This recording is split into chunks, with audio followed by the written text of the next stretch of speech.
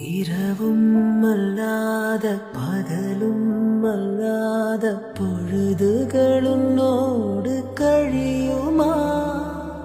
தொடவும் கூடாத படவும் கூடாத இடைவெளி எப்போது குறையுமா? உன்னை அன்றி வேறொரு நினைவில்லையே, இனி எந்த ஊனுயிர் எனதில்லையே, தடையில்லை சாவிலுமே.